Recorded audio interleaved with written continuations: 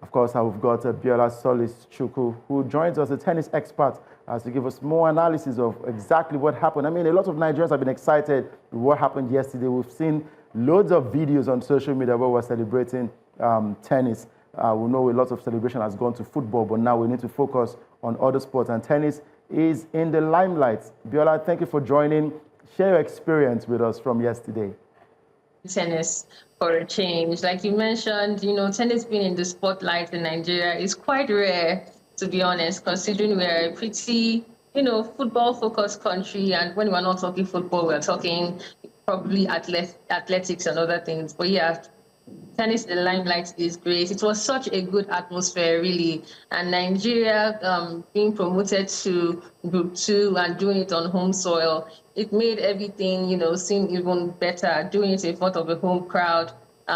It was just generally a good experience to be seeing this happening at home. The Davis Cup is pretty big. It's pretty huge. It's the World Cup of tennis, like we call it. So having that at home is something that is really good. And in Lagos, especially, I'm glad it, took off on social media and people got to know about it, which is also very rare. And people were able to come out and watch. Daniel Adeleye, like you mentioned, was immense, really instrumental to Nigeria getting this qualification, winning his 2 singles matches back-to-back days. The first match you mentioned was a compact win, was struggling physically, but still got it done anyway. In all, it was a really good experience that this was happening in Lagos, and then the boys got the job done. Right, so getting the job done. But let's go back to Saturday. I mean, it was actually a tie on Saturday after the first day. Yeah. From a perspective of watching that game now, what adjustment did you think, or do you think that Nigeria made ahead of Sunday and also earned them that win? Yes, knowing we went 1-1 into the second day, that's important point from the Daniel Adeleye was big, really.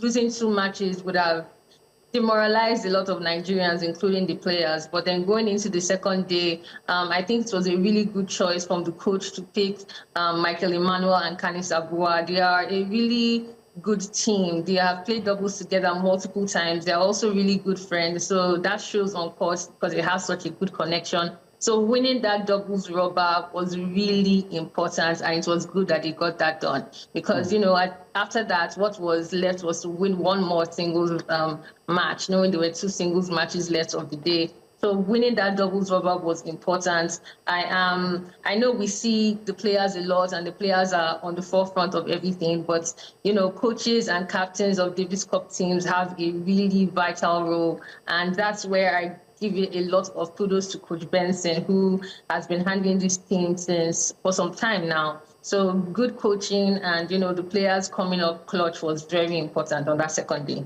Very true. Now we'll look ahead of the next round in September. What lessons, or rather confidence, do you think the team will carry from this tie, especially with top players like Adeleye gaining more international experience? Yes, I mean, we haven't gotten this far in the Davis Cup since forever. In this current Davis Cup structure, we haven't gone past where we were. And this is Nigeria's best outing at the Davis Cup in almost 3 decades. So that alone is confidence boosting. Of course, they now know that they have a lot more attention. Tennis hasn't gotten this kind of attention in Nigeria in a while, if we're being honest. So that can either put pressure on them or spur them on, and I hope it spurs them on. I think it also gives them the confidence that they can beat some top players, because if we're being honest, Uzbekistan were the obvious favorites, ranked significantly higher. They have more experienced players, even though they have some really young players as well.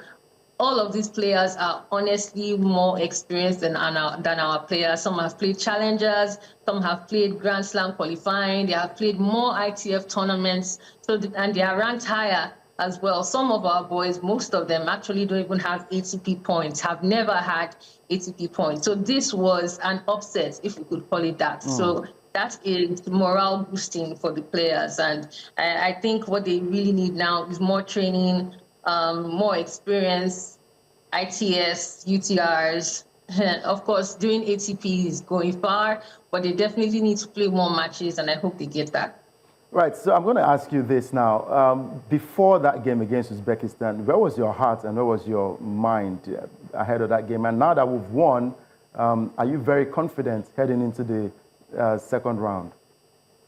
To be honest, going into the tie as a whole, I just thought, okay, this would be such a good experience for our players. I didn't think Uzbekistan would roll over Nigeria, definitely not. But I would be honest to say I didn't think we would really pull it off. I thought we would, probably go into a decisive fifth match, win 1 or 2 matches maybe, but I didn't think we would win the tie entirely. So I am pleasantly surprised, even though I know these players, some of them personally, and know that they are, really talented in their own way. Like I mentioned, Uzbekistan were the favorites. Sultanov, for instance, Sultanov, like I mentioned, has played Grand Slam qualifying, and seeing him playing against Canice Abua in that first match of the tie itself, I was a little terrified. And even though he lost, Canice still gave such a really good performance. I mean, in my opinion, that was also a win. So it was really pleasantly surprising to see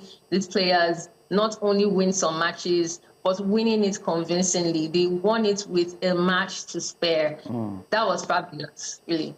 Of course, a fabulous performance from the team. And of course, some months ago, we were talking about a day that will come and we'll get to see Nigerian tennis stars in ATP events.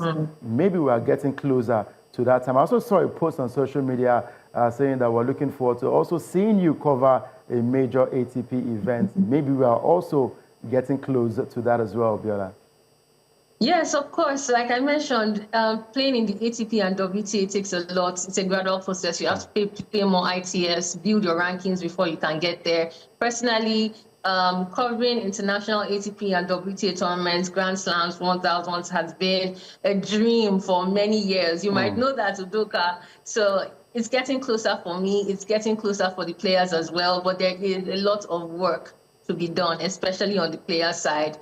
This is where, of course, the NTF, the Nigerian Tennis Federation, comes in. Also, these players, tennis is a very expensive sport, you know, and they need sponsors, and that is why putting them out there is also very important. I'm glad that, this tournament has put some of these players out there now, and they will definitely be getting more attention going forward.